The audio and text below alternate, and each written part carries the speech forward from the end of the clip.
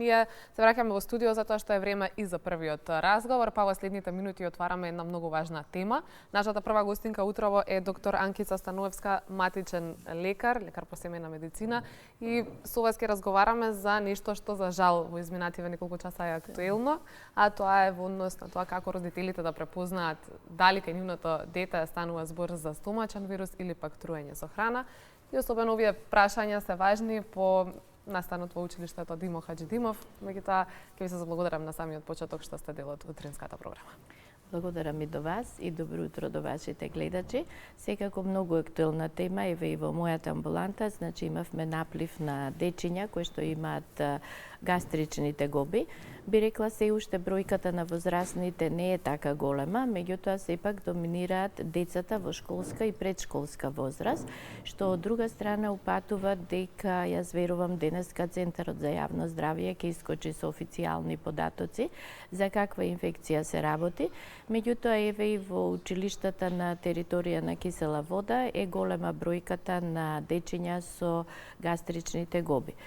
Секако ние како матични доктори секогаш одиме малку и со епидемиолошка анкета кај родителите, односно распрашување дали има сомнеш за тоа детенце да јадело нешто расипано, каде купувале, каде се хранеле, се со цел да се најде нели изворот на зараза, би кажала. Меѓутоа ова е период кога навистина доминираат стомачните вирози. Во овој период доста се застапени ротавирусите, аденовирусите и норвирусите кои што даваат гастроинтестинални тегоби. Би рекла дека 70% вообичаено од гастричните инфекции се вирусни инфекции во овој период, меѓутоа секако дека постојат и бактериски инфекции. Нешто што беше многу типично во овој период, значи дечињата се со покачена температура, со профузни проливи, со повраќања, значи онаа симптоматологија која што е општа за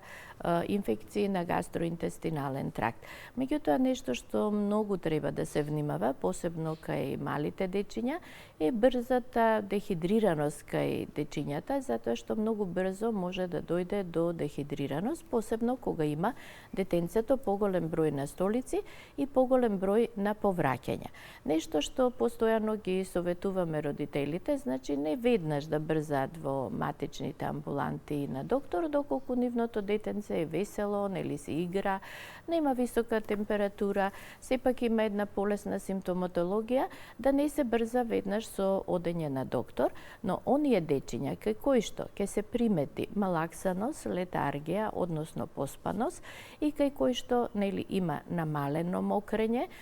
би кажала посебно дечињата кај кои што отсуствува мокрењето, тоа се првите знаци на една тешка дехидрираност, веднаш да се појават кај матичните или директно на клиниката за педиатрија или инфективните болести, бидејќи тука веќе се работи за дехидрираност кај која што е потребна хитна интервенција. И веројатно тоа е некој алармантен симптом кој што треба да го следат родителите, меѓутоа конкретно еве и за оваа ситуација, стомачен вирус или труење со храна, тоа се две сосема различни состојби, меѓутоа многу се слични од тоа што успеавме денувиве да прочитаме симптомите, па како да препознаат првенствено родителите, а потоа и вие како лекари што е она што го гледате првично за да знаете за што станува збор. Труењата со храна вообичаено се јавуваат 2 до 4 сати после консумирањето на сомнителната храна, и труењата со храна се секогаш прво пропратени со повраќање, што од друга страна представува навистина еден одбрамбен, би рекла, механизам и еден одбрамбен рефлекс на пациентот, и токму поради тоа не треба кај дечињата да се даваат антиеметици, односно средства против повраќање, затоа што исто важи и за возрастните, затоа што е потребно таа расипана храна или контаминирана храна да се едноставно исфрли од организмот, како би ресорбцијата на токсините од загадената храна била што помала. Така да би кажала, никако давање на антиеметици, односно средства против повраќање, што до некаде кај родителите е вообичаено се со цел нели да ја спречат оваа клиничка слика. мислејќи дека така ќе му направат добро на своето дете. Меѓутоа, труењата со храна е типично дека секогаш родителот знае што неговото дете консумирало и која храна може да биде сомнителна. Додека кај вирусните инфекции, инфекцијата се јавува по поголема инкубација, односно 24 до 48 часа од контактот со заразено лице инфицирана храна. Често прашуваме нели дали биле на некое сомнително место каде што може да биде заразено детето или пациентот, и всушност епидемиолошката анкета е воглавном основа за да нели се разликува вирусна и бактериска инфекција. Меѓутоа, докторите секогаш имаат и други алатки, односно правиме и лабораториски анализи, каде што во лабораториите кај бактериските инфекции наоѓаме покачени леукоцити, наоѓаме покачено ЦРП, секако кај детенцето кое што е дехидрирано, една би рекла урина во која што се присутни и кетони, така да детенцето влегува во една тешка дехидрираност и во една кетоацидоза, каде што треба и хитна интервенција. Меѓутоа, кај вирусните инфекции се со поблага симптоматологија, но траат подолго, додека бактериските инфекции се со подраматична симптоматологија, но краат потратко. Да кажеме, во конкретниот случај, од она што досега е достапно како официјална информација и од Институтот за јавно здравје, дека од сите деца кои што биле хоспитализирани, 7 од нив не јаделе воопшто од таа храна во училиштето, така што веројатно, како што споменавте вие, станува збор и за некој посилен стомачен вирус, но ја споменавте и водата, и тоа беа поголем дел од коментарите, како може тоа да влијае во однос на квалитетот на водата која што... Па овие денови сепак имаме изобилни врнежи, би рекла, и вообичаено во вакво време, кога има изобилни врнежи, доколку каптажите каде што се снабдуваме со вода за пиење, би рекла Скопје сепак има квалитетна вода за пиење, која што се испитува секојдневно, но секогаш е возможно, нели, сепак би рекла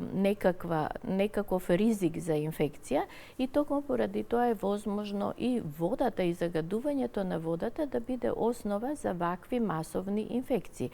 Се уште бројката на инфицирани пациенти не е така голема, но доволна за да се нели подигне нивото на аларм, би рекла, за да се најде сепак и причинителот, и верувам денеска дека центарот сепак ќе искочи со официјални информации за тоа за какви инфекции станува збор. Во однос на стомачниот вирус споменавте дека и децата и возрастните во овој период од годината се соочуваат со истото и дека имате зголемен обем на работа. Меѓутоа, кога станува збор за деца, особено од предучилишна и училишна возраст, деца кои што посетуваат градинки и основни училишта, многу е важно, предпоставувам прашањето, по колку време од стомачниот вирус веќе може да се вратат повторно во училиште или во градинка со цел и останатите деца да бидат безбедни и да не се шири вирус. Секогаш велиме, нели, се додека детенцето престане да има симптоматологија на повраќање и на профузни столици, односно додека добие 2 до 3 нормални столици. Дури тогаш и детето само за себе е здраво и може да се врати во таа средина, затоа што и тоа во моментот има намален имунитет и многу лесно може да добие некоја друга инфекција. Меѓутоа, истото детенце е безбедно и за другите дечиња, за да не ја пренесе инфекцијата. Така да значи до подобрување, губење на симптоматологијата и би рекла 2-3 дена нормална исхрана и нормални столици.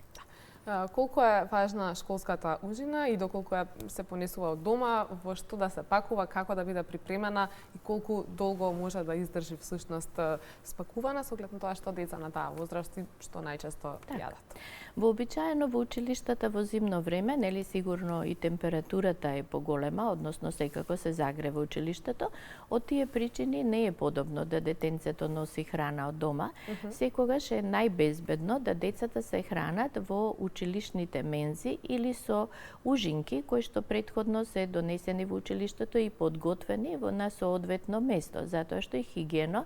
би рекла, хигиенските услови на подготвување на храна се многу важни и токму поради тоа нашите инспекции прават чести контроли во оние фирми каде што нели таа храна се подготвува. Меѓутоа многу е важно пакувањето и чувањето на храната на соодветна температура и соодветно пакување. Секако и миењето на рачињата на децата, значи пред да ја земат храната може да биде најбезбедна, но доколку ја земат со неизмиени раце, контаминирани раце, кои што може да бидат сосема нормално контаминирани и од површините на клупите, би рекла, сосема нормално од играта со други дечиња, затоа треба дечињата да се едуцираат и секогаш пред земањето на храна да ги мијат своите рачиња, без разлика што се работи за училиште. Значи, сепак тие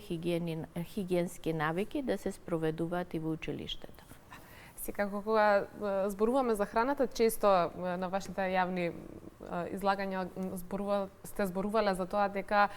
децата на помала возраст не треба толку често да јадат надвор и да јадат храна која што не е подготвена во домашни услови, но едноставно брзиот начин на живот кај поголемиот дел од семејствата, претпоставувам, доведува